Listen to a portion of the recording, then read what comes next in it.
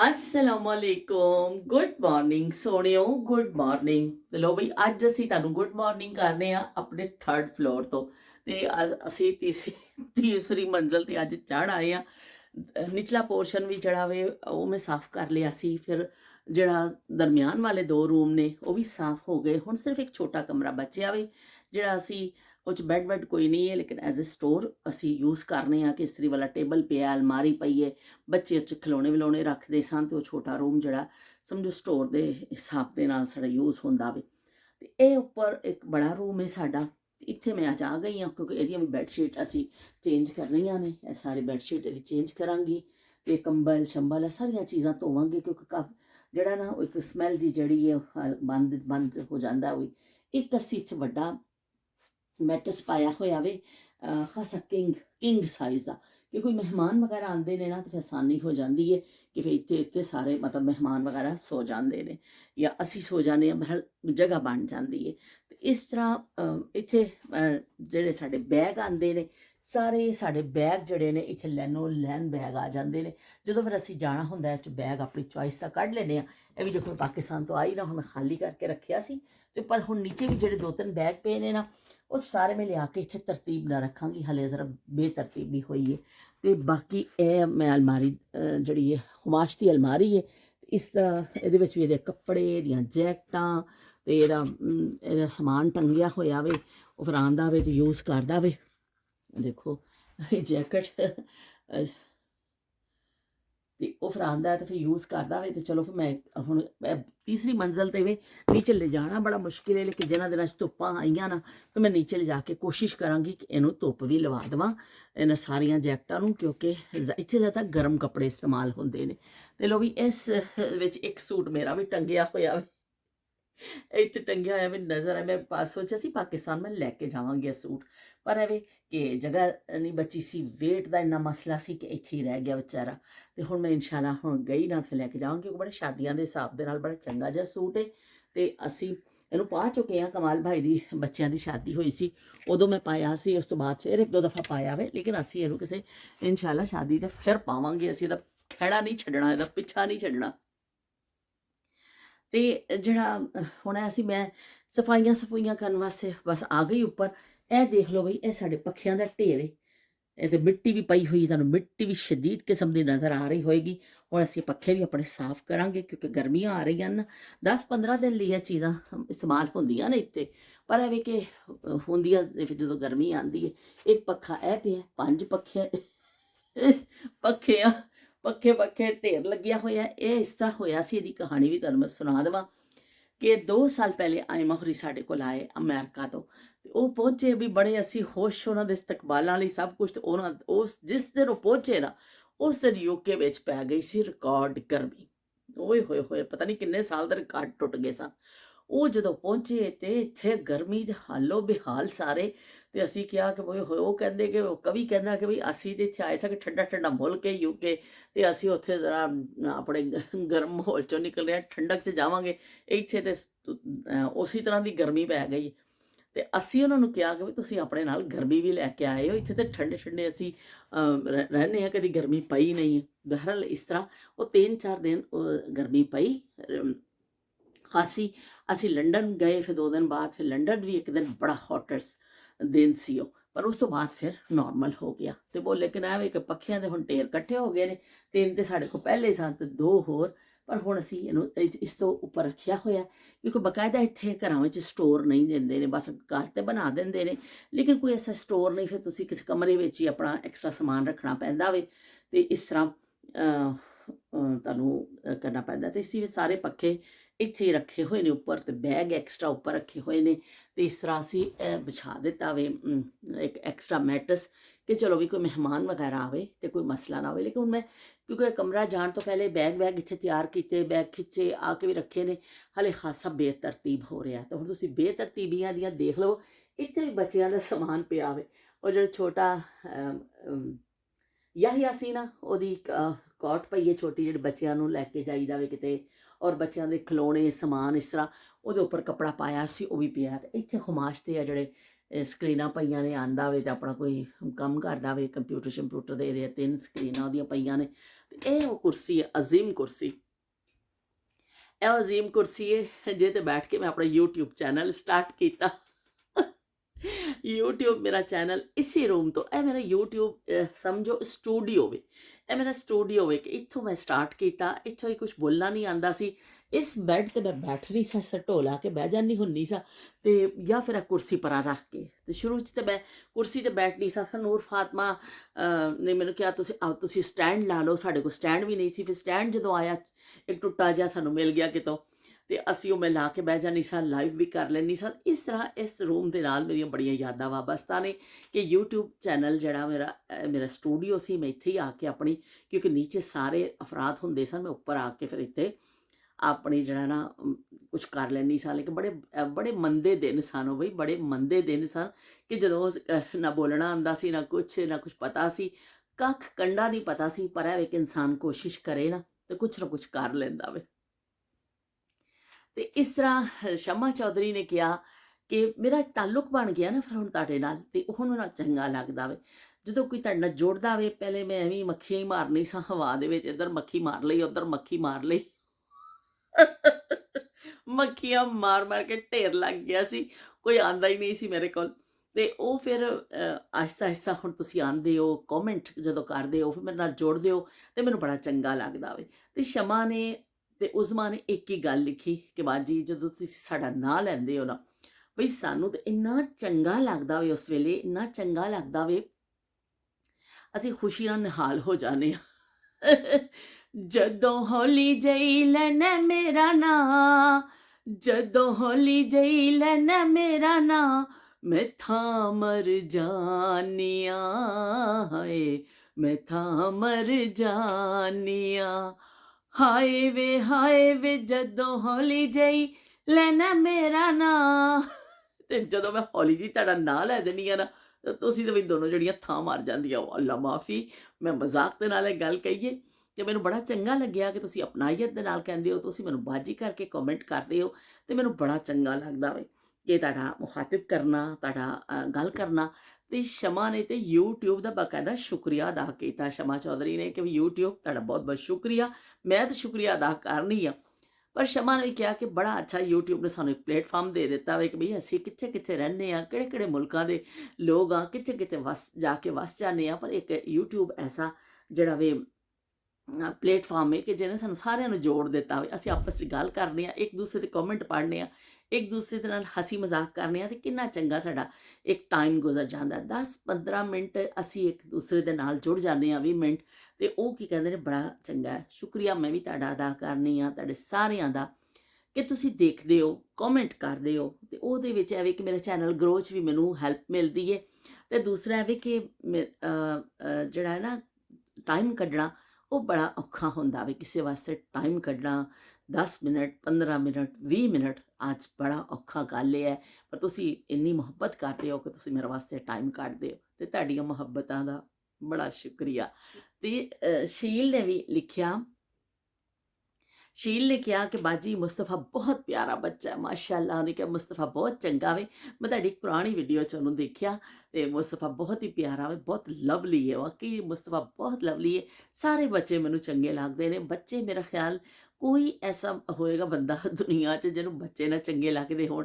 ਬੱਚੇ ਤੇ ਅੱਲਾਹ ਤਾਲਾ ਦਾ ਇੱਕ ਤੋਹਫਾ ਹੁੰਦਾ ਤੁਹਾਡੇ ਕੋਲ। ਖਿਡੌਣੇ ਹੁੰਦੇ ਨੇ, ਵੱਡਿਆਂ ਦੇ ਖਿਡੌਣੇ ਜਿਹੜੇ ਹੁੰਦੇ ਨੇ ਨਾ, ਬੱਚੇ ਹੁੰਦੇ ਨੇ। ਤੇ ਇਸ ਤੋਂ ਫਿਰ ਬੱਚੇ, ਮੈਨੂੰ ਤੇ ਖੈਰ ਬੱਚਿਆਂ ਨਾਲ ਬੜਾ ਹੀ ਪਿਆਰ ਹੈ। ਮੈਨੂੰ ਸਾਰੇ ਹੀ ਬੱਚੇ ਚੰਗੇ ਲੱਗਦੇ ਨੇ। ਹਰ ਇੱਕ ਦੇ ਨਾਲ ਮੇਰਾ ਇੱਕ ਖਾਸ ਤਾਲੁਕ ਹੈ। ਜ਼ਾਰੇ ਇੱਕ ਤਾਲੁਕ ਤੇ ਖੂਨੀ ਰਿਸ਼ਤਾ ਤੇ ਹੈ ਹੀ ਹੈ, ਲੇਕਿਨ ਬਸ ਮੈਂ ਉਹਨਾਂ ਦੇ ਮਿਜ਼ਾਜ ਦੇ ਹਿਸਾਬ ਨਾਲ ਹਰਕਤਾਂ ਨਾਲ ਕਰਦੀ ਰਹਿੰਦੀ ਹਾਂ, ਤੇ ਬੱਚੇ ਖੁਸ਼ ਹੋ ਜਾਂਦੇ ਨੇ। ਤੇ ਮੁਸਤਫਾ ਦੇ ਨਾਲ ਮੇਰੀ ਇਸ ਤੋਂ ਹਿੱਟ ਜੋੜੀ ਹੈ। ਤੇਰੀ ਮੇਰੀ ਜੋੜੀ ਬੜੀ ਟਿੱਚ ਰਵੇਗੀ। ਤੇ ਮੇਰੀ ਔਰ ਮੁਸਤਫਾ ਦੀ ਜੋੜੀ ਇਸ ਤੋਂ ਬੜੀ ਟਿੱਚ ਹੈ ਤੇ ਹਿੱਟ ਹੈ ਕਿ ਮੁਸਤਫਾ ਫਿਰ ਮੇਰੇ ਨਾਲ ਸੌਂਦਾ, ਥੋੜਾ ਡਰਦਾ ਵੇ, ਤੇ ਉਹ ਫਿਰ ਮੇਰੇ ਨਾਲ ਹੀ ਸੌਂਦਾ। ਇਕੱਲਾ ਸੌਂਦੇ ਥੋੜਾ ਡਰਦਾ ਵੇ, ਤੇ ਫਿਰ ਮੈਂ ਨਾਲ ਲਾ ਲੈਂਦੀ ਹਾਂ ਉਹਨੂੰ। ਤੇ ਬਸ ਬਈ ਉਹ ਫਿਰ ਮੇਰੇ ਨਾਲ ਸੌ ਕੇ ਬੜਾ ਖੁਸ਼ ਹੋ ਜਾਂਦਾ ਵੇ। ਤੇ ਉਹ ਮੈਨੂੰ ਵੀ ਫਿਰ ਉਹਦੀ ਫਿਕਰ ਹੁੰਦੀ ਹੈ ਕਿ ਉਹ ਡਰਦਾ ਹੈ ਰਾਤ ਨੂੰ। ਬਾਜ਼ ਦਫਾ ਨਾ ਉਹ ਐਸਾ ਕੋਈ ਖ਼ਾਬ ਦੇਖ ਲੈਂਦਾ ਹੈ, ਕੀ ਕਰ ਲੈਂਦਾ, ਤੇ ਉਹ ਅਕਸਰ ਡਰ ਜਾਂਦਾ। ਤੇ ਫਿਰ ਉਹ ਮੈਂ ਕੋਲ ਹੋਣੀ ਆ ਨਾ, ਫਟਾਫਟ ਉਹਨੂੰ ਨਾਲ ਲਾ ਲੈਂਦੀ ਹਾਂ। ਤੇ ਇਸ ਤਰ੍ਹਾਂ ਬੱਚੇ ਸਾਰੇ ਪਿਆਰੇ ਹੁੰਦੇ ਨੇ। ਤੇ ਮੈਂ ਤੁਹਾਡਾ ਬਹੁਤ ਸ਼ੁਕਰੀਆ ਕਿ ਤੁਸੀਂ ਕਮੈਂਟ ਕੀਤਾ ਮੁਸਤਫਾ ਵਾਸਤੇ, ਬੇਇੰਤਹਾ ਸ਼ੁਕਰੀਆ।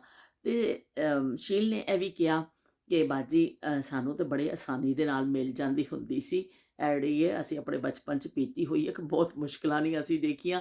ਇਹੀ ਗੱਲ ਸ਼ਬੀਰ ਹੁਸੈਨ ਸਾਹਿਬ ਨੇ ਵੀ ਕਹੀ ਕਿ ਵੀ ਅਸੀਂ ਆਪਣੇ ਬਚਪਨ 'ਚ ਪੀ ਲੈਂਦੇ ਸਾਂ ਕੋਲਾ ਡਰਿੰਕਸ ਇਹ ਵੋ, ਪਰ ਐਵੇਂ ਕਿ ਸਾਨੂੰ ਇੰਨੀ ਮੁਸ਼ਕਿਲਾਤ ਨਹੀਂ ਸਨ ਜਿੰਨਾ ਸਾਡਾ ਦਰਦਨਾਕ ਮੈਂ ਇੱਕ ਮੰਜ਼ਰ ਖਿੱਚਿਆ ਸੀ ਨਾ।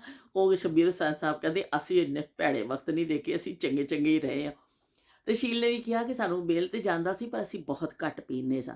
ਤੇ ਸ਼ਬੀਰ ਹੁਸੈਨ ਸਾਹਿਬ ਨੇ ਮਸ਼ਵਰਾ ਦਿੱਤਾ ਕਿ ਵੀ ਤੁਸੀਂ ਵੀ ਨਾ ਪੀਆ ਕਰੋ, ਖੁਦਾ ਦਾ ਵਾਸਤਾ ਤੁਸੀਂ ਇਹ ਨਾ ਪੀਵੋ, ਤੇ ਛੱਡ ਦੇਵੋ ਕੋਲਾ ਡਰਿੰਕ। ਤੇ ਇੱਕ ਵਾਟਰ ਦਾ ਨਾਲ ਇਹ ਲਿਖਿਆ ਕਿ ਇਹ ਤੁਸੀਂ ਜਿਹੜਾ ਵੇ ਨਾ ਇਹ ਵਾਲਾ ਵਾਟਰ ਪੀਓ, ਤੇ ਉਹ ਕੀ ਕਹਿੰਦੇ ਨੇ ਉਹ ਸਹੀ ਹੁੰਦਾ ਵੇ। ਵਾਕਈ ਸ਼ਬੀਰ ਹੁਸੈਨ ਸਾਹਿਬ ਤੁਸੀਂ ਸਹੀ ਕਹਿੰਦੇ ਹੋ ਕਿ ਬਈ ਇਹ ਚੀਜ਼ਾਂ ਜਿਹੜੀਆਂ ਨਾ ਤੋਂ ਪਿੱਛਾ ਛੁਡਾਉਣਾ ਚਾਹੀਦਾ ਵੇ। ਬਸ ਇਹ ਵੇ ਕਿ ਉਹ ਇੱਕ ਭੈੜੀ ਆਦਤ ਪੈ ਗਈ ਹੈ।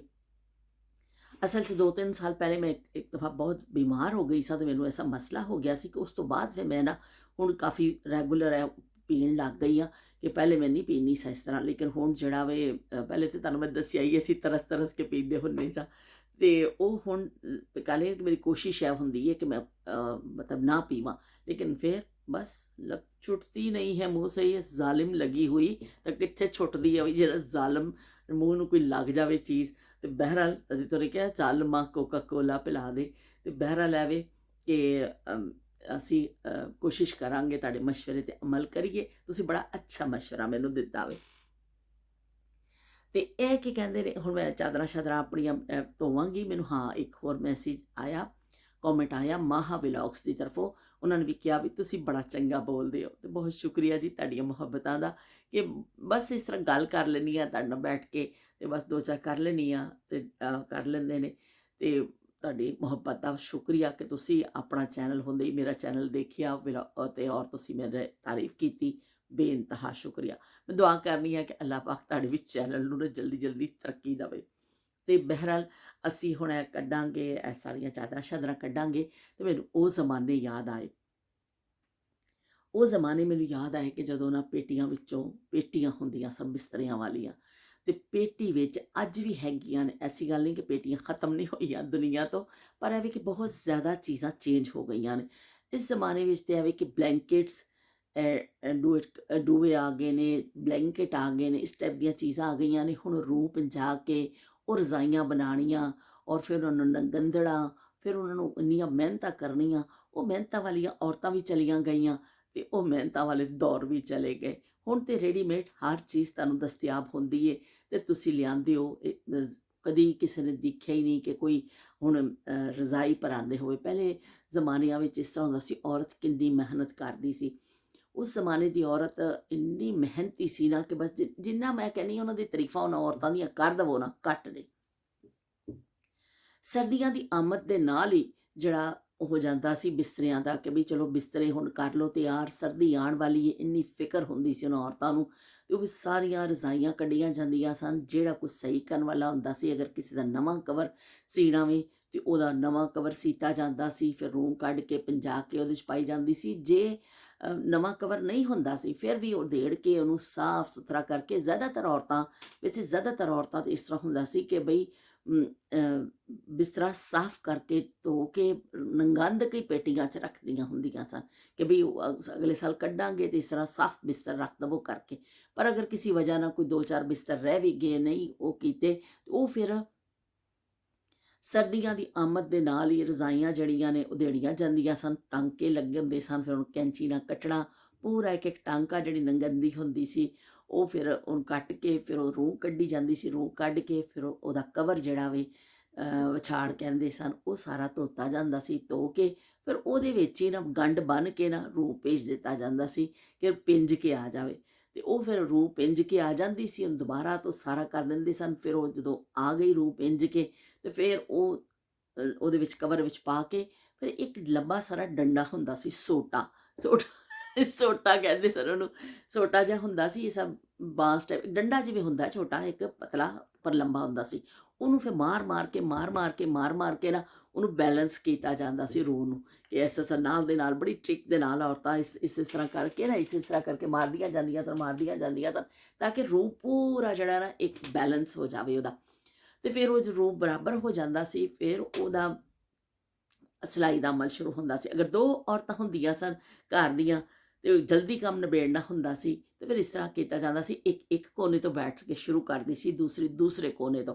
ਇਸ ਤਰ੍ਹਾਂ ਫਿਰ ਸਿਲਾਈ ਲੱਗਦੀ ਜਾਂਦੀ ਸੀ। ਗੰਦੇ ਵੱਡੀ ਹੁੰਦੀ ਸੀ, ਗਦੂਈ ਉਹਨੂੰ ਕਹਿੰਦੇ ਸਨ, ਗੰਡੂਈ ਵੀ ਕਹਿੰਦੇ ਸਨ, ਗਦੂਈ ਵੀ ਕਹਿੰਦੇ ਸਨ। ਵੱਡੀ ਸੂਈ ਹੁੰਦੀ ਸੀ, ਐਡੀ ਵੱਡੀ ਸੂਈ, ਮੋਟਾ ਧਾਗਾ ਹੁੰਦਾ ਸੀ, ਉਹਦੇ ਨਾਲ ਪਾ ਕੇ ਨਾ ਫਿਰ ਉਹਨੂੰ ਟਾਂਕੇ ਲਾਣੇ।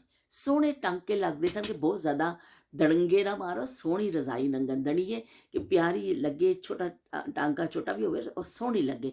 ਐਸਾ ਨਹੀਂ ਕਿ ਫੂਹੜਪਨ ਦਾ ਇੱਕ ਮੁਜ਼ਾਹਰਾ ਕਰ ਦੋ ਕਿ ਬਸ 2-4 ਮਾਰ ਕੇ ਦੜੰਗੇ, ਨਹੀਂ, ਬੜੀ ਮਹਾਰਤ ਦੇ ਨਾਲ, ਬੜੀ ਖੂਬਸੂਰਤੀ ਦੇ ਨਾਲ ਫਿਰ ਨੰਗੰਦ ਕੇ ਫਿਰ ਇੱਕ ਜਣੀ ਇਸ ਤਰ੍ਹਾਂ ਆਪਣਾ ਫੇਰਾ ਕਰਦੀ ਸੀ, ਦੂਸਰੀ ਇਸ ਪਾਸੇ ਆ ਜਾਂਦੀ ਸੀ, ਇਸ ਤਰ੍ਹਾਂ ਕਰਕੇ ਪੂਰੀ ਰਜ਼ਾਈ ਨੰਗੰਦ ਦਿੱਤੀ ਜਾਂਦੀ ਸੀ।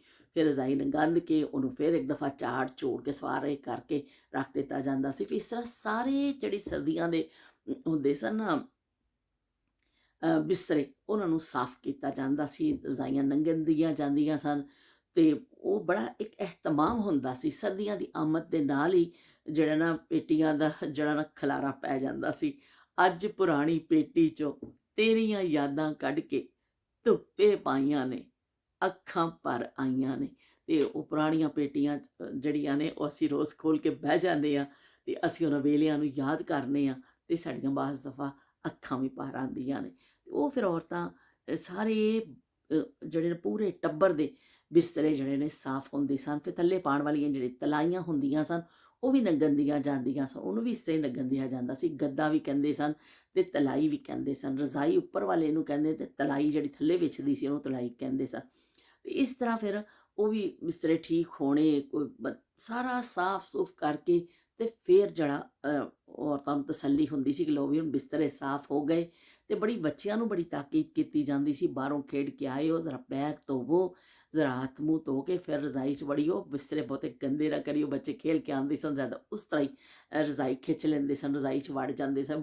ਮਾਵਾਂ ਦੀ ਫਿਰ ਕੋਸ਼ਿਸ਼ ਹੁੰਦੀ ਸੀ ਕਿ ਅਸੀਂ ਉਹਨਾਂ ਦੇ ਪੈਰ ਸ਼ੈਰ ਗਿੱਟੇ ਸ਼ਿੱਟੇ ਧੁਆ ਕੇ ਅੰਦਰ ਵਾੜੀਏ, ਸਾਰੀਆਂ ਰਜ਼ਾਈਆਂ ਦੀ ਇਹਨਾਂ ਨੇ ਤਬਾਹੀ ਫੇਰ ਦੇਣੀ ਹੈ।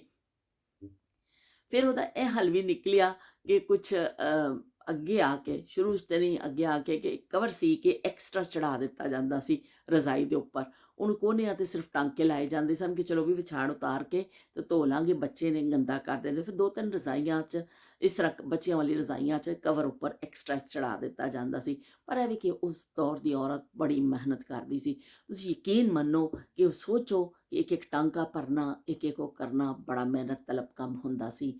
ਫਿਰ ਰਜ਼ਾਈ, ਫਿਰ ਮਹਿਮਾਨਾਂ ਵਾਸਤੇ ਬਿਸਤਰ ਜਿਹੜੇ ਨੇ ਉਹ ਬੜੇ ਸਾਫ਼ ਸੁਥਰੇ ਰੱਖੇ ਜਾਂਦੇ ਸਨ। ਘਰ ਦੇ ਇਸਤੇਮਾਲ ਦੇ ਬਿਸਤਰੇ ਅਲੱਗ ਹੁੰਦੇ ਸਨ, ਮਹਿਮਾਨਾਂ ਵਾਸਤੇ ਚੰਗੀਆਂ ਰਜ਼ਾਈਆਂ, ਚੰਗੀਆਂ ਤਲਾਈਆਂ, ਸੋਹਣੀ ਸੋਹਣੀਆਂ ਚਾਦਰਾਂ, ਸਰਾਣਿਆਂ ਦੇ ਛਾੜ ਚੜਾ ਕੇ ਸਰਾਣੇ, ਉਹ ਮਹਿਮਾਨਾਂ ਦੇ ਬਿਸਤਰ ਬਿਲਕੁਲ ਅਲੱਗ ਰੱਖੇ ਹੁੰਦੇ ਸਨ। ਜਦੋਂ ਕੋਈ ਮਹਿਮਾਨ ਆਉਂਦਾ ਸੀ ਉਹ ਲੋਕਾਂ ਨੂੰ ਹਾਲਾਂਕਿ ਉਹ ਜ਼ਿਆਦਾ ਪੜ੍ਹੇ ਲਿਖੇ ਲੋਕ ਨਹੀਂ ਸਨ, ਸਾਦੇ ਜਿਹੇ ਲੋਕ ਸਨ, ਪਰ ਫਿਰ ਵੀ ਮਹਿਮਾਨ ਦੀ ਇੰਨੀ ਇੱਜ਼ਤ ਕੀਤੀ ਜਾਂਦੀ ਸੀ। ਖਾਣਾ ਤੇ ਉਹਨੂੰ ਅੱਛਾ ਖਿਲਾਣਾ ਹੀ, ਉਹਨੂੰ ਅਗਰ ਮਹਿਮਾਨ ਠਹਿਰ ਰਿਹਾ ਆਵੇ ਉਹ ਨਵਾਂ ਬਿਸਤਰਾ ਕੱਢ ਕੇ ਵਿਛਾ ਕੇ ਦਿੱਤਾ ਜਾਂਦਾ ਸੀ ਕਿ ਉਹਨੂੰ ਸਾਫ਼ ਸੁਥਰਾ ਕਹਿਣਾ ਕਿ ਇਹ ਬੜੀ ਇੱਜ਼ਤ ਦੀ ਗੱਲ ਹੁੰਦੀ ਹੈ ਕਿ ਨਵਾਂ ਬਿਸਤਰਾ ਕਿਸੇ ਨੂੰ ਸਾਫ਼ ਸੁਥਰਾ ਬਿਸਤਰ ਦੇਵੋ। ਮਹਿਮਾਨ ਵਾਸਤੇ ਹਮੇਸ਼ਾ ਬਿਸਤਰ ਅਲੱਗ ਹੁੰਦੇ ਸਨ।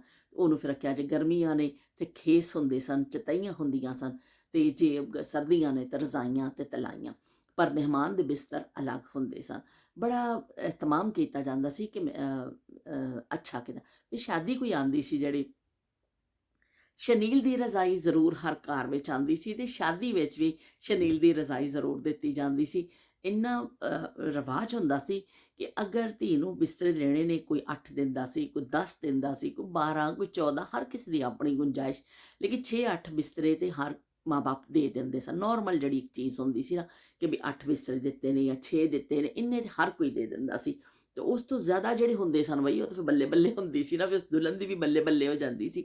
ਉਹ ਜਿਹੜੇ ਬਿਸਤਰੇ ਹੁੰਦੇ ਸਨ ਉਹਨਾਂ ਵਿੱਚ ਵੀ ਫਿਰ ਦੁਪੱਟਾ ਮੇਰਾ ਬਾਰ-ਬਾਰ ਪਿੱਛੇ ਜਾ ਰਿਹਾ, ਉਹ ਜਿਹੜੇ ਬਿਸਤਰੇ ਹੁੰਦੇ ਸਨ ਨਾ ਉਹ ਫਿਰ ਉਹਨਾਂ ਵਿੱਚ ਸ਼ਨੀਲ ਦੀ ਰਜ਼ਾਈ ਜ਼ਰੂਰ ਹੁੰਦੀ ਸੀ। ਸ਼ਾਦੀ ਦੇ ਜਿਹੜੇ ਬਿਸਤਰ ਹੁੰਦੇ ਸਨ ਨਾ, ਸ਼ਨੀਲ ਦੀਆਂ ਰਜ਼ਾਈਆਂ ਉਹਦੇ ਵਿੱਚ ਲਾਜ਼ਮੀ ਦਾਜ ਜਿਹੜਾ ਜਾਂਦਾ ਸੀ ਬੱਚੀ ਦਾ, ਉਹਦੇ 'ਚ ਸ਼ਨੀਲ ਦੀ ਰਜ਼ਾਈ ਜ਼ਰੂਰ ਹੁੰਦੀ ਸੀ। ਇੱਕ ਹੋਵੇ, ਦੋ ਹੋਵੇ, ਸ਼ਨੀਲ ਦੀ ਰਜ਼ਾਈ ਤੇ ਇੱਕ ਹੁੰਦੀ ਸੀ ਬਰੋਕੇਟ ਕੱਪੜਾ, ਚਮਕੀਲਾ ਜਿਹਾ ਕੱਪੜਾ ਹੁੰਦਾ ਸੀ। ਉਹ ਦੁਲਹਨ ਦੇ ਸਮਾਨ ਵਿੱਚ ਉਹ ਬਰੋਕੇਟ ਦੀ ਰਜ਼ਾਈ ਵੀ ਜ਼ਰੂਰ ਹੁੰਦੀ ਸੀ। ਉਹ ਬਿਲਕੁਲ ਚਮਕੀਲਾ ਜਿਹਾ ਕੱਪੜਾ ਹੁੰਦਾ ਸੀ, ਫੁੱਲ ਬਣੇ ਹੁੰਦੇ ਸਨ ਨਾਲ, ਲੇਕਿਨ ਚਮਕ ਆਉਂਦੀ ਸੀ ਉਸ ਕੱਪੜੇ 'ਚ। ਉੱਪਰ ਵਾਲੇ ਪੋਰਸ਼ਨ 'ਚ ਉਹ ਕੱਪੜਾ ਲੱਗਦਾ ਸੀ, ਨੀਚੇ ਪਲੇਨ ਕਾਟਨ ਲੱਗਦਾ ਸੀ। ਤੇ ਉਹ ਫਿਰ ਇਸ ਤਰ੍ਹਾਂ ਉਹ ਬਰੋਕੇਟ ਦੀ ਰਜ਼ਾਈ ਤਿਆਰ ਹੁੰਦੀ ਸੀ ਕਿ ਪਤਾ ਚੱਲੇ ਵੀ ਦੁਲਹਨ ਦਾ ਸਮਾਨ ਆਇਆ, ਦੁਲਹਨ ਕੋਈ ਲਸ਼ਕੀਲੀ ਪਸ਼ਕੀਲੀਆਂ ਚੀਜ਼ਾਂ ਲੈ ਕੇ ਆਈਏ। ਤੇ ਬਰੋਕੇਟ ਦੀ ਰਜ਼ਾਈ ਤੇ ਸ਼ਨੀਲ ਦੀ ਰਜ਼ਾਈ, ਇਹ ਜਹੇਜ਼ ਜੋ ਦਿੱਤਾ ਜਾਂਦਾ ਸੀ ਜ਼ਰੂਰ। ਸ਼ਨੀਲ ਦੀ ਰਜ਼ਾਈ ਬਹੁਤ ਨਿੱਘੀ ਹੁੰਦੀ ਸੀ, ਬੜੀ ਮਸ਼ਹੂਰ ਹੁੰਦੀ ਸੀ ਕਿ ਬਈ ਉਹਦੇ ਵਿੱਚ ਜ਼ਿਆਦਾਤਰ ਇੱਕ ਬਲੂ ਕਲਰ ਬਹੁਤ ਚੱਲਦਾ ਸੀ ਔਰ ਇੱਕ ਮੈਰੂਨ ਕਲਰ। ਉਹ ਮੈਰੂਨ ਕਲਰ ਜ਼ਰੂਰ, ਜਿਹਦੇ ਘਰ 'ਚ ਵੀ ਸ਼ਨੀਲ ਦੀ ਰਜ਼ਾਈ ਹੁੰਦੀ ਸੀ ਨਾ, ਮੈਰੂਨ ਕਲਰ ਜ਼ਰੂਰ ਹੁੰਦਾ ਸੀ। ਰੈੱਡ, ਮੈਰੂਨ ਇਸ ਦੇ ਸ਼ੇਡ ਆਉਂਦੇ ਸਨ ਦੋ ਤਿੰਨ, ਲੇਕਿਨ ਬਹਰਹਾਲ ਉਹ ਸ਼ੇਡ ਜ਼ਰੂਰ ਚੱਲਦਾ ਸੀ ਜੇ ਬਲੂ। ਮੇਰੀ ਵੀ ਜਦੋਂ ਸ਼ਾਦੀ ਹੋਈ, ਮੇਰੀ ਅੰਮੀ ਨੇ ਮੇਰੇ ਵਾਸਤੇ 2 ਰਜ਼ਾਈਆਂ ਬਣਾਈਆਂ ਸਨ, ਇਹਨਾਂ ਦੋਨਾਂ ਕਲਰ ਦੀਆਂ ਹੀ। ਇੱਕ ਬਰੋਕੇਟ ਦੀ ਰਜ਼ਾਈ ਸੀ ਤੇ ਬਾਕੀ ਕਾਟਨ ਦੀਆਂ ਸਨ। ਮੈਨੂੰ 8 ਬਿਸਤਰੇ ਮਿਲੇ ਸਨ। ਤੇ ਇਸ ਤਰ੍ਹਾਂ ਮੇਰੀ ਅੰਮੀ ਨੇ ਆਪਣੇ ਹੱਥ ਨਾਲ ਸੀਤੀਆਂ ਰਜ਼ਾਈਆਂ, ਫਿਰ ਉਹਨਾਂ ਨੂੰ ਕੀਤਾ, ਫਿਰ ਉਹ ਖੁਦ ਸੀਂਦੀਆਂ ਵੀ ਔਰਤਾਂ ਵਿਛਾੜ ਹੋਸਨ ਕੱਪੜਾ ਲਿਆ ਕੇ ਰਜ਼ਾਈ ਖੁਦ ਸੀਤੀ ਜਾਂਦੀ ਸੀ। ਇਹ ਨਹੀਂ ਕਿ ਬਾਜ਼ਾਰੋਂ ਜਾ ਕੇ ਤੁਸੀਂ ਸਿਲਿਆ ਸਿਲਾਇਆ ਕਵਰ ਲੈ ਕੇ ਆ ਜਾਓ, ਸੀਤਾ ਵੀ ਘਰ ਜਾਂਦਾ ਸੀ। ਫਿਰ ਉਹਨੂੰ ਕੀਤਾ। ਮੈਂ ਬਹੁਤ ਅਰਸਾ ਉਹ ਰਜ਼ਾਈਆਂ ਇਸਤੇਮਾਲ ਕੀਤੀਆਂ। ਔਰ ਕੀ ਕਹਿੰਦੇ ਨੇ, ਹੁਣ ਇੱਥੇ ਆ ਗਏ ਆ ਤੇ ਹੁਣ ਸਾਰੇ ਖਾਬੋ ਖਿਆਲ ਚੀਜ਼ਾਂ ਬਣ ਗਈਆਂ ਨੇ, ਵਰਨਾ ਮੈਨੂੰ ਰਜ਼ਾਈ ਆਪਣੀ ਦੇਸੀ ਰੂਹ ਦੀ ਰਜ਼ਾਈ ਜਿਹੜੀ ਹੈ ਅੱਜ ਵੀ ਪਸੰਦ ਹੈ। ਤੁਸੀਂ ਦੇਖ ਲਓ ਦੁਨੀਆ ਭਰ ਚੋਂ ਡਾਕਟਰ ਕਹਿ ਰਹੇ ਨੇ ਕਿ ਜਿਹੜਾ ਪਿਓਰ ਕਾਟਨ ਜਿਹੜਾ ਚੀਜ਼ਾਂ ਨੇ ਨਾ, ਉਹ ਜ਼ਿਆਦਾ ਅੱਛੀਆਂ ਨੇ। ਅਸੀਂ ਇਹ ਜਿਹੜੀਆਂ ਚੀਜ਼ਾਂ ਡੂਬੇ ਲੈਂਦੇ ਹਾਂ ਉੱਪਰ, ਜਾਂ ਕੰਬਲ ਲੈਂਦੇ ਹਾਂ, ਬਲੈਂਕਟ ਲੈਂਦੇ ਹਾਂ, ਸਾਡੇ ਜਿਸਮ ਨੂੰ ਗਰਮਾਈ ਤਾਂ ਜ਼ਰੂਰ ਦਿੰਦੇ ਨੇ, ਪਰ ਇਹ 'ਚ ਹਵਾ ਇਸ ਤਰ੍ਹਾਂ ਪਾਸ ਨਹੀਂ ਹੁੰਦੀ ਹੈ ਕਿ ਜਿਹੜੀ ਤੁਹਾਡੇ ਜਿਸਮ ਲਈ ਅੱਛੀ ਹੋਵੇ। ਉਸ ਜ਼ਮਾਨਿਆਂ ਵਿੱਚ ਜਿਹੜੀ ਰੂਹ ਹੁੰਦੀ ਸੀ, ਦੇਸੀ ਰੂਹ ਦਾ ਬਈ ਕੋਈ ਬਦਲ ਨਹੀਂ। ਅੱਜ ਕੱਲ੍ਹ ਰੂਹ 'ਚ ਵੀ ਬੜੀ ਹੋਰ ਨਵੀਂ ਵੈਰਾਈਟੀ ਆ ਗਈ ਹੈ। ਉਹ 'ਚ ਬੀ ਨੂੰ ਜ਼ਰਾ ਥੋੜ੍ਹਾ ਚੇਂਜ ਕਰ ਦਿੱਤਾ ਗਿਆ, ਲੇਕਿਨ ਜਿਹੜਾ ਦੇਸੀ ਰੂਹ ਹੁੰਦਾ ਸੀ ਨਾ, ਓਏ ਹੋਏ ਹੋਏ, ਉਹਦਾ ਇੰਨਾ ਨਿੱਘ ਹੁੰਦਾ ਸੀ ਨਾ। ਉਹਦੀ ਰਜ਼ਾਈ ਲੈ ਲਓ, ਕਿੰਨੀ ਵੀ ਪਾਲਾ ਪੈਂਦਾ ਪਿਆ, ਕਿੰਨਾ ਪਾਲਾ ਵੇ, ਤੁਸੀਂ ਉਹ 'ਚ ਵੜ ਜਾਓ ਤੇ ਬਸ ਵੀ ਨਿੱਘ ਆ ਜਾਂਦਾ ਸੀ। ਇਸ ਤੋਂ ਉਹ ਰੂਹ ਬਹੁਤ ਚੰਗੀ ਹੁੰਦੀ ਸੀ। ਤੇ ਹੁਣ ਅੱਜ ਕੱਲ੍ਹ ਉਹ ਰੂਹ ਨਹੀਂ ਰਹੇ, ਉਹ ਰਜ਼ਾਈਆਂ ਨਹੀਂ ਰਹੀਆਂ, ਉਹ ਸ਼ਨੀਲ ਦੀਆਂ ਰਜ਼ਾਈਆਂ ਵੀ ਨਹੀਂ ਰਹੀਆਂ।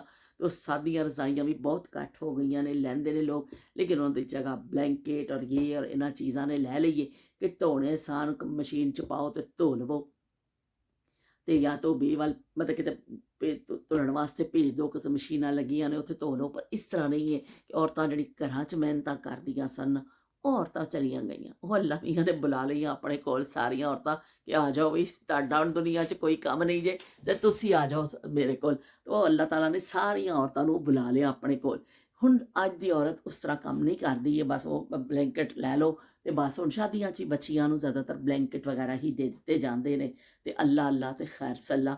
ਤੇ ਚਲੋ ਵੀ ਹੁਣ ਉਹ ਚੀਜ਼ਾਂ ਦੁਬਾਰਾ ਜਿਹੜਾ ਨਾ ਹੁਣ ਲੋਕ ਪਸੰਦ ਨਹੀਂ ਕਰਦੇ। ਹਾਲਾਂਕਿ ਦੇਸੀ ਰੂਹ ਇੰਨੀ ਅੱਛੀ ਸੀ, ਇੰਨੀ ਅੱਛੀ ਦੇਸੀ ਰੂਹ ਹੁੰਦੀ ਸੀ ਕਿ ਇੰਨੀ ਨਿੱਘ ਆਉਂਦਾ ਸੀ ਕਿ ਜਿਵੇਂ ਬੱਚਾ ਵੀ ਕੋਈ ਅਗਰ ਆਪਣੇ ਟਾਈਮ ਤੋਂ ਪਹਿਲੋਂ ਪੈਦਾ ਹੋ ਜਾਂਦਾ ਸੀ ਨਾ, ਆਪਣੇ ਵਕਤ ਤੋਂ ਪਹਿਲੋਂ ਬੱਚਾ, ਦਾਈਆਂ ਉਸ ਜ਼ਮਾਨੇ 'ਚ ਘਰ ਵਿੱਚ ਜ਼ਾਰੇ ਕਰਦੀਆਂ ਸਨ।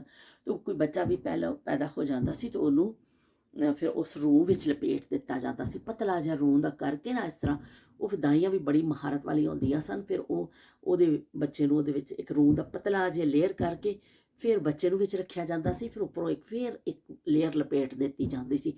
ਇਸ ਤਰ੍ਹਾਂ ਰੂਹ ਵਿੱਚ ਬੱਚੇ, ਅੱਜ ਕੱਲ੍ਹ ਤੇ ਦੇਖੋ ਹਸਪੀਟਲ 'ਚ ਕਿੰਨੀਆਂ ਚੀਜ਼ਾਂ ਨੇ, ਬੱਚੇ ਨੂੰ ਹੀਟ ਵਿੱਚ ਰੱਖਦੇ ਨੇ ਜਿਹੜੇ ਬੱਚੇ ਐਸਾ ਪੈਦਾ ਹੁੰਦੇ ਨੇ। ਉਸ ਜ਼ਮਾਨੇ ਵਿੱਚ ਰੂਹ ਵਿੱਚ ਲਵੇਟ ਕੇ ਬੱਚਾ, ਦੇਸੀ ਰੂਹ, ਇੰਨੀ ਗਰਮਾਈ ਹੁੰਦੀ ਸੀ ਉਹਦੀ, ਤੇ ਉਹ ਬੱਚਾ ਨੂੰ ਵਲੇਟ ਕੇ ਰੱਖਿਆ ਜਾਂਦਾ ਸੀ ਬੜੇ ਤਰੀਕੇ। ਉੱਪਰ ਉਹਨੂੰ ਕੱਪੜੇ ਪਾਏ ਜਾਂਦੇ ਸਨ, ਤੇ ਬੱਚਾ ਚਾਂਦੀ ਦਿਨਾਂ 'ਚ ਬਸ ਠੀਕ ਹੋ ਜਾਂਦਾ ਸੀ, ਮੇਰੇ ਵਰਗਾ। ਮੈਂ ਆਪਣਾ ਤੁਹਾਨੂੰ ਦੱਸਾਂ ਨਾ ਕਿ ਮੈਂ 7 ਮਹੀਨੇ ਦੀ ਪੈਦਾ ਹੋਈ ਸਾਂ, ਤੇ ਇਹ ਸਟੋਰੀਆਂ ਮੈਨੂੰ ਫਿਰ ਮੇਰੀ ਅੰਮੀ ਸੁਣਾਉਂਦੇ ਸਨ। ਅੰਮੀ ਕਹਿੰਦੇ ਸਨ ਕਿ ਉਹ ਦਾਈ ਆਉਂਦੇ ਸਨ ਮਾਸੀ, ਤੇ ਉਹ ਫਿਰ ਆ ਕੇ ਤੈਨੂੰ ਲਪੇਟਦੇ ਸਨ, ਕਿਉਂਕਿ ਸਭ ਕਹਿੰਦੇ ਸਨ ਵੀ ਕੁੜੀ ਤੇ ਹੋਈ ਹੈ ਪਰ ਮਰ ਜਾਏਗੀ। ਇੰਨੀ ਸਾਰੀ ਤੋਂ ਪੈਦਾ ਹੋਈ ਸਾ, ਤੇ ਸਾਰੇ ਪੁੱਛਦੇ ਸਨ ਵੀ ਕੀ ਹੋਇਆ, ਵੀ ਹੋਈ ਤੇ ਕੁੜੀ ਹੈ ਪਰ ਉਹਨੇ ਮਰ ਜਾਣਾ ਵੀ, 1-2 ਦਿਨ 'ਚ ਖਬਰ ਆ ਜਾਣੀ ਕਿ ਮਰ ਜਾਣਾ। ਪਰ ਜਿਸੇ ਅੱਲਾ ਰੱਖੇ ਉਸੇ ਕੌਣ ਚੱਖੇ। ਦੇਖ ਲਓ ਵੀ ਅਸੀਂ ਇਹ YouTube ਚੈਨਲ ਚਲਾਉਣਾ ਸੀ, ਇਹ ਕੋਈ ਮਜ਼ਾਕ ਗੱਲ ਥੋੜ੍ਹੀ ਹੈ ਕਿ ਅਸੀਂ ਉਦੋਂ ਮਰ ਜਾਂਦੇ। ਉਹ ਜ਼ਮਾਨੇ ਕੈਸੇ ਸਨ ਜਦੋਂ ਕੋਈ ਤਰੱਕੀਆਂ ਵੀ ਨਹੀਂ ਸਨ, ਪਰ ਲੋਕ ਆਪਣੀ ਅਕਲ ਦੇ ਹਿਸਾਬ ਦੇ ਨਾਲ, ਆਪਣੇ ਤਜਰਬੇ ਦੇ ਹਿਸਾਬ ਦੇ ਨਾਲ ਕੈਸੇ ਜਦੋਂ ਦਵਾਈਆਂ ਨਹੀਂ ਸਨ, ਜਦੋਂ ਇਹ ਚੀਜ਼ਾਂ ਨਹੀਂ ਸਨ, ਕਿਸ ਤਰ੍ਹਾਂ ਇਲਾਜ ਹੁੰਦੇ ਸਨ, ਕਿਸ ਤਰ੍ਹਾਂ ਦੁਨੀਆ ਬਚਦੀ ਸੀ। ਅੱਜ ਤੋਂ 100 ਸਾਲ 200 ਸਾਲ ਪਿੱਛੇ ਚਲੇ ਜਾਓ, ਕੁਛ ਵੀ ਨਹੀਂ ਸੀ, ਪਰ ਉਦੋਂ ਵੀ ਤਾਂ ਲੋਕ ਜ਼ਿੰਦਾ ਸਨ। ਇਸ ਤਰ੍ਹਾਂ ਟੋਟਕੇ ਇਹ ਚੀਜ਼ਾਂ ਇਸ ਤਰ੍ਹਾਂ ਹੀ ਕਰਦੇ ਸਨ ਅਤੇ ਬਚ ਜਾਂਦੇ ਸਨ। ਅਤੇ ਮੇਰਾ ਵੀ ਆਪਣਾ ਬਚਪਨ ਅਤੇ ਇਸ ਤਰ੍ਹਾਂ ਗੁਜ਼ਾਰੇ। ਹੁਣ ਉਸ ਮੈਨੂੰ ਆਪਣੀ ਪੈਦਾਇਸ਼ ਦਾ ਤਾਂ ਟਾਈਮ ਯਾਦ ਨਹੀਂ ਸੀ। ਅੰਮੀ ਮੈਨੂੰ ਸਟੋਰੀ ਸੁਣਾਉਂਦੇ ਹੁੰਦੇ ਸਨ ਕਿ ਤੂੰ ਸਤਮਾਈ ਸਾਡੇ ਖਾਨਦਾਨ ਵਿੱਚ ਏ ਅਤੇ ਤੂੰ ਕੀ ਕਹਿੰਦੇ ਨੇ ਅਤੇ ਮਸਾਂ ਹੀ ਤੂੰ ਬਚੀ ਸੈਂ ਵੀ, ਅਤੇ ਸਾਰੇ ਕਹਿੰਦੇ ਸਨ ਮਰ ਜਾਏਗੀ, ਅੱਜ ਮਰ ਜਾਏਗੀ, ਕੱਲ੍ਹ ਮਰ ਜਾਏਗੀ, ਪਰ ਮਾਸੀ ਨੇ ਤੈਨੂੰ ਰੂਚ ਵਲੇਟ ਕੇ ਨਾ ਬਚਾ ਲਿਆ। ਅਤੇ ਮਾਸੀ ਦਾ ਮੈਂ ਸ਼ੁਕਰੀਆ ਅਦਾ ਕਰ ਰਹੀ ਹਾਂ। ਮਾਸੀ ਕਿਤੇ ਦੇਖ ਰਹੀ ਹੈ ਉੱਤੋਂ, ਤੇ ਉਹਦਾ ਮੈਂ ਸ਼ੁਕਰੀਆ ਅਦਾ ਕਰ ਰਹੀ ਹਾਂ ਵੀ ਉਹਨੇ ਮੈਨੂੰ ਬਚਾ ਲਿਆ ਅਤੇ ਮੈਂ ਤੁਹਾਡੇ ਨਾਲ ਗੱਪਾਂ ਮਾਰਨ ਜੋਗੀ ਰਹਿ ਗਈ ਕਿ ਚਲੋ ਅਸੀਂ ਆਪਣਾ YouTube ਵਿਹੜਾ ਸਜਾ ਲੈਂਦੇ ਹਾਂ। ਅਤੇ ਮੈਂ ਤੁਹਾਨੂੰ ਆਪਣੇ ਇਹ ਕਮਰਾ ਹੁਣ ਸਾਫ਼ ਕਰ ਲਵਾਂ। ਖਿਤਾਬ ਮੇਰਾ ਹੋ ਗਿਆ ਖਾਸਾ ਲੰਬਾ। ਇਹ ਹੁਣ ਮੈਂ ਸਾਫ਼ ਕਰਾਂਗੀ। ਇਹ ਦੇਖੋ ਮੈਂ ਸਾਰਾ ਆਪਣਾ ਸਾਜ਼ੋ ਸਮਾਨ ਦੇ ਨਾਲ ਆਈ ਹਾਂ ਉੱਪਰ, ਐਸਾ ਨਹੀਂ ਪੂਰੀ ਤਿਆਰੀ ਦੇ ਨਾਲ ਆਈ ਹਾਂ। ਇਹ ਜਾਲੇ ਲਾਉਣ ਵਾਲਾ ਜਿਹੜਾ ਹੈ ਨਾ, ਇਸ ਐਸਾ ਕਰਕੇ ਨਾ ਫਿਰ ਮੈਂ ਜਾਲੇ ਲਾਵਾਂਗੀ, ਬੜਾ ਅੱਛਾ ਨਰਮ ਜਿਹਾ ਆਵੇ ਨਾ, ਇਹਦੇ ਨਾਲ ਜਾਲੇ ਬੜੇ ਅੱਛੇ ਉਤਰਦੇ ਨੇ। ਇੱਥੇ ਛੱਤਾਂ ਬਹੁਤ ਨੀਵੀਆਂ ਹੁੰਦੀਆਂ ਨੇ, ਬਹੁਤ ਉੱਚੀਆਂ ਛੱਤਾਂ ਨਹੀਂ ਨੇ ਨਾ, ਆਰਾਮ ਨਾਲ ਜਾਲੇ ਉਤਰ ਜਾਂਦੇ ਨੇ। ਪਾਕਿਸਤਾਨ ਵਿੱਚ ਜਿਵੇਂ ਛੱਤਾਂ ਉੱਚੀਆਂ ਹੁੰਦੀਆਂ ਨੇ ਤੇ ਬੜਾ ਮੁਸ਼ਕਿਲ ਹੋ ਜਾਂਦਾ ਫਿਰ ਕਿਸੇ ਚੀਜ਼ 'ਤੇ ਸਟੂਲ 'ਤੇ ਚੜ੍ਹ ਕੇ ਕਰੋ, ਜਾਂ ਇੱਥੇ ਛੱਤਾਂ ਨੀਵੀਆਂ ਨੇ, ਮੈਂ ਨੀਚੇ ਖੜੇ ਹੋ ਕੇ ਨਾ ਜਾਲੇ ਛਾਲੇ ਲੱਥ ਜਾਂਦੇ ਨੇ, ਕੋਈ ਮਸਲਾ ਨਹੀਂ ਹੈ। ਅਤੇ ਜਾਲੇ ਉਤਾਰਾਂਗੀ ਹੁਣ ਮੈਂ ਇਹਦਾ, ਅਤੇ ਅਸੀਂ ਫਿਰ ਇਹਦੀ ਵੈਕਿਊਮ ਵਗੈਰਾ ਕਰਾਂਗੇ, ਚਾਦਰਾਂ ਵਟਾਵਾਂਗੇ, ਅਤੇ ਫਿਰ ਮੈਂ ਕੱਲ੍ਹ ਜਾਂ ਪਰਸੋਂ ਜਦੋਂ ਪੂਰਾ ਕੰਪਲੀਟ ਹੋ ਜਾਏਗਾ, ਕਿ 2 ਦਿਨ ਮੈਨੂੰ ਲੱਗਣਗੇ, ਹਲੇ ਮੈਂ ਚਾਦਰਾਂ ਉਤਾਰ ਕੇ ਲੈ ਕੇ ਜਾਵਾਂਗੀ ਜਾਲੇ, ਅਤੇ ਕੱਲ੍ਹ ਮੈਂ ਇਹਦੀ ਵੈਕਿਊਮ ਕਰਾਂਗੀ। ਫਿਰ ਦੁਬਾਰਾ ਫਿਰ ਮੈਂ ਤੁਹਾਨੂੰ ਇਸ ਕਮਰੇ ਦਾ ਦਿਖਾਵਾਂਗੀ ਨਜ਼ਾਰਾ ਕਿ ਇਹਨੂੰ ਮੈਂ ਸਹੀ ਕੀਤਾ ਹੋਵੇ। ਤੁਸੀਂ ਹੁਣ ਇਹਨੂੰ ਦੇਖ ਲਵੋ ਅਤੇ ਫਿਰ ਮੈਂ ਬਾਅਦ 'ਚ ਦਿਖਾਵਾਂਗੀ। ਕਰਾਂ ਮੈਂ ਨਜ਼ਾਰਾ ਜਦੋਂ ਦੀ ਤਸਵੀਰ ਦਾ, ਪੈਂਦਾ ਏ ਭੁਲੇਖਾ ਮੈਨੂੰ ਸੋਹਣੀ ਸੱਸੀ ਹੀਰ ਦਾ। ਕਰਾਂ ਮੈਂ ਨਜ਼ਾਰਾ ਜਦੋਂ ਦੀ ਤਸਵੀਰ ਦਾ। ਅਤੇ ਚਲੋ ਬਈ ਹੁਣ ਮੈਨੂੰ ਦਵੋ ਇਜਾਜ਼ਤ। ਕਮਰਾ ਕਹਿੰਦਾ ਹੋਏਗਾ ਕਿ ਆ ਕੇ ਇੱਥੇ ਫਿਰ ਆਪਣੀਆਂ YouTube ਦੀਆਂ ਯਾਦਾਂ ਛੇੜ ਕੇ ਬਹਿ ਗਈ ਹੈ, ਸਾਨੂੰ ਸਫਾਈ ਨਹੀਂ ਪਈ ਕਰਦੀ, ਅਤੇ ਅਸੀਂ ਇਹਦੀ ਕਰੀਏ ਸਫਾਈ। ਅਤੇ ਫਿਰ ਤੁਹਾਡੇ ਨਾਲ ਮਿਲਦੇ ਹਾਂ। ਕੌਮੈਂਟ ਕਰਕੇ ਜ਼ਰੂਰ ਦੱਸਿਓ ਕਿ ਉਸ ਜ਼ਮਾਨੇ 'ਚ ਤੁਹਾਨੂੰ ਸ਼ਾਦੀਆਂ 'ਚ ਕੋਈ ਦੇਖੇ ਐਸਾ ਵੀ ਸ਼ਾਦੀ 'ਚ ਕਿੰਨੇ ਤੁਹਾਨੂੰ ਬਿਸਤਰੇ ਮਿਲੇ, ਜਾਂ ਬਿਸਤਰਿਆਂ ਦਾ ਨਹੀਂ ਕੋਈ ਦੱਸਣਾ ਚਾਹੁੰਦਾ ਤਾਂ ਦੱਸੋ ਕਿ ਤੁਸੀਂ ਆਪਣੀ ਨਾਨੀ ਨੂੰ, ਦਾਦੀ ਨੂੰ, ਕਿਸੇ ਅੰਮੀ ਨੂੰ ਬਿਸਤਰੇ ਨੰਗੰਦ ਦੇ ਦੇਖਿਆ ਹੋਵੇ, ਕਿਸੇ ਔਰਤ ਨੂੰ, ਕਿਸੇ ਪੜੋਸਣ ਨੂੰ ਕਿ ਬਿਸਤਰੇ ਨੰਗੰਦ ਦੇ ਤੁਸੀਂ ਦੇਖਿਆ ਹੋਵੇ, ਅਤੇ ਕਿਸ ਤਰ੍ਹਾਂ ਰਜ਼ਾਈ, ਸ਼ਨੀਲ ਦੀ ਰਜ਼ਾਈ ਕਦੀ ਕਿਸੇ ਨੇ ਲਈ ਹੈ। ਜੋ ਵੀ ਤੁਹਾਡੀਆਂ ਯਾਦਾਂ ਨੇ ਨਾ, ਉਹ ਤੁਸੀਂ ਜ਼ਰੂਰ ਸ਼ੇਅਰ ਕਰਿਓ। ਅਤੇ ਸ਼ਬੀਰ ਹੁਸੈਨ ਸਾਹਿਬ ਤੁਸੀਂ ਜ਼ਰੂਰ ਦੱਸਿਓ ਕਿ ਤੁਹਾਡੇ ਘਰ ਕੋਈ ਸ਼ਨੀਲ ਦੀ ਰਜ਼ਾਈ ਹੈਗੀ ਸੀ ਨਹੀਂ। ਸ਼ੀਲ ਔਰ ਸ਼ਮਾ, ਉਜ਼ਮਾ, ਤੁਸੀਂ ਜ਼ਰੂਰ ਸਾਰੇ ਕੌਮੈਂਟ ਕਰਕੇ ਮੈਨੂੰ ਦੱਸਿਓ ਕਿ ਸ਼ਨੀਲ ਦੀ ਰਜ਼ਾਈ ਹੁੰਦੀ ਸੀ ਕਿ ਨਹੀਂ ਹੁੰਦੀ ਸੀ, ਅਤੇ ਤੁਹਾਡੇ ਕੋਲ ਹੈਗੀ ਸੀ ਕਿ ਨਹੀਂ ਹੈਗੀ ਸੀ। ਅਤੇ ਫਿਰ ਹੁਣ ਮਿਲਦੇ ਹਾਂ। ਅੱਲਾ ਹਾਫਿਜ਼ ਤੇ ਰੱਬ ਰਾਖਾ।